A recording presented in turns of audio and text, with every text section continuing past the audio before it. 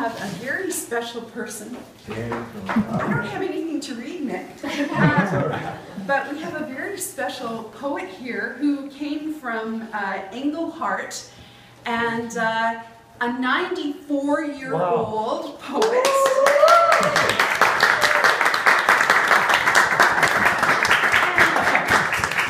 Thank you. I'd like to invite Lawrence Kruger up to read for us, please. Lawrence. Lawrence is Laura Lander's father. Laura has the art shop, the beautiful art shop in Cobalt. Yes, sir. Laura is my daughter. Laura's her daughter.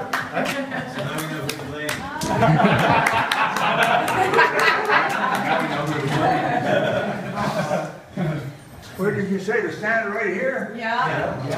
Oh, yeah. Perfect. Is that good? Can you see from there? Yeah, I was born a few years ago. Seen a few things throughout the years. Been around the country a bit. Worked in Goose Bay, Labrador for 3 years, building the airport up there. And when we went there was nothing but bush. Had to go from Montreal by boat. 13 days on the boat before we got there. When we got there, go to work. 3 years later, we had an airport built. 200 planes a day going through there, going over to fight the enemy. Then in '53, I went back again up there for 3 months. And I was on, by that time, I was a crane operator. And we were putting up heavy bomber hangars. I was there for 2 months that time. And the bomber hangars were 200 feet long, 100 feet wide, and 65 feet high. I had a crane with a 100-foot boom and a 40-foot jib on it. So we could reach up there and put everything together.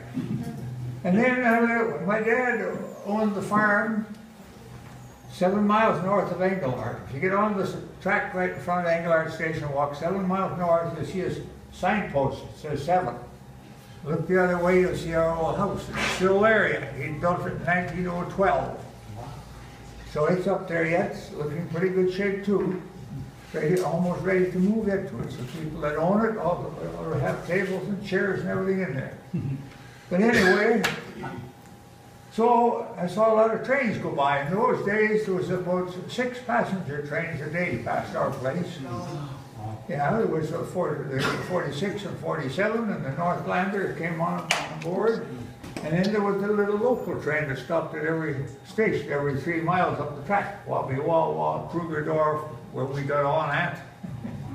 So I decided to write a little poem about them days. It's called Memories. It says right here, when we were living on the farm so many years ago, we liked to watch the trains go by and hear the whistle blow.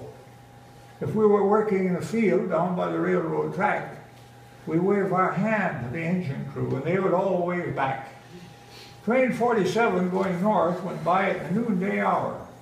Engine 1100 on the lead, there was no lack of power. With about 10 coaches trailing her, they'd be going by quite fast at 60 miles an hour with their high-pitched whistle blast. Freight trains, they would come along at any time, night or day, and you never knew what you might see going merrily on its way. Could be wood for the paper mill or paper coming back. You never knew it was in those cars as they went rolling down the track. Train 46 would be heading south in the evening at 5:30. The next stop would be Englehart, where the station would come alive. They sometimes change the engine there, then continue on their way through New Lister and Temagami and finally reach North Bay. Our little station at Krugerdorf, just a little country place, but when the local train stopped there, you'd see many a happy face.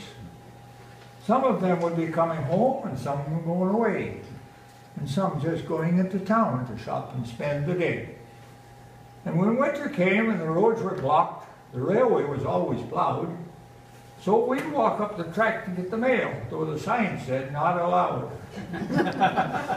Another train with a very nice name got a lot of attention. The Northland pulled by 701 deserves an honorable mention. Old 701 was the engine they chose to make the last run by steam. Then the diesels took over. Now all we can do is think back to those days and dream. The T&N was a pioneer road back in 1908. It opened up the northern land, hauling passengers, produce, and freight. Back then, the roads were very poor, some just a wagon trail. So the farmers, miners, and lumbermen all depended on the rail.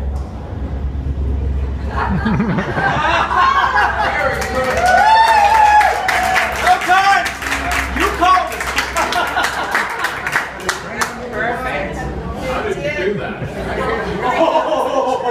The train just went by.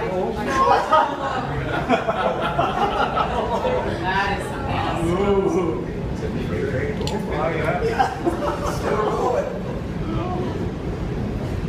Gotta wait till he's gone rumble past us. Yeah, let's make it. Oh my gosh. That's your background. Yeah, that's right. Background context. Some of the farmers and miners and lumbermen all depended on the rail. The mines are still depending on it. Now the roads are good, the stations are gone, everyone drives their own car.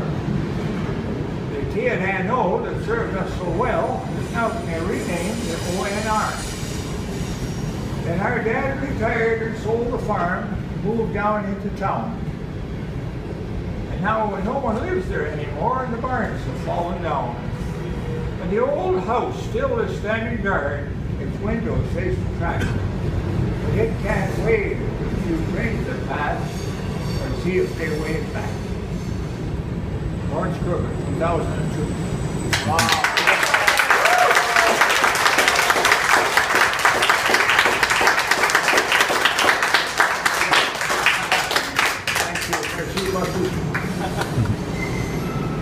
I was in Noranda for 36 and a half years in Noranda Mine. From my house to the gate, the main gate was about a 10-minute walk. But one day I wrote this little bit of poetry about it. How long does that take? That's a long bridge trip. I saw one leaving England yesterday. They had about 100 cars, I guess, all the tank cars. One of those days, this is called. Oh, there we are. When I left home this morning, it was just 30 below. The wind was blowing from the north and the ground was covered with snow. So I buttoned up my collar and pulled my cap down tight and headed down B Avenue. That's the street we were on at the time, B Avenue, with the two smokestacks in sight. The street was rather slippery, so I had to take it easy. And when I turned the 10th Street corner, oh boy, it sure was breezy. I crossed the station platform and made it to the gate, then punched my card and took a look to see if I was late. The next stop was the Smelter Drive, where everyone changed their clothes. When I come back out again, I nearly froze my nose. The old Dominion crane, the one that I was operating, was out behind the smelter, and the parts for the new Cottrell were scattered helter-skelter. It was my job to pick them up and load them out on a lorry. And then the guys that worked inside could push them in, by glory. Then I could sit and wait a while and look out at the storm while listening to the engine hum. It kept me nice and warm. And when those guys that worked inside got those parts put together, they'd come back out and get some more in the cold and stormy weather. Those were the days when I was glad that I could run the crane and sit inside and watch those guys out in the cold or pouring rain. But not all days were just like that. There were many a pleasant one when we went to work and worked all day in the nice warm summer sun. Now I'm retired, don't work no more, stay home and take a rest. But those good old days at Noranda Mines, I think they were the best.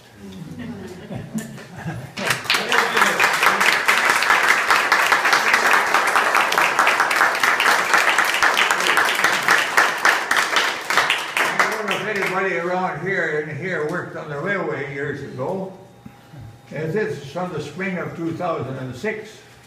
And they put my little bit of poetry inside of it here. It's in here. This little magazine, I gave it to them up in Englehart.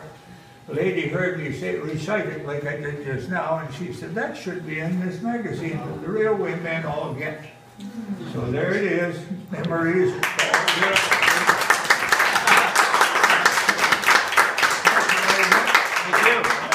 Somebody else can take over now. Thank you very much. Great. You're welcome. Great.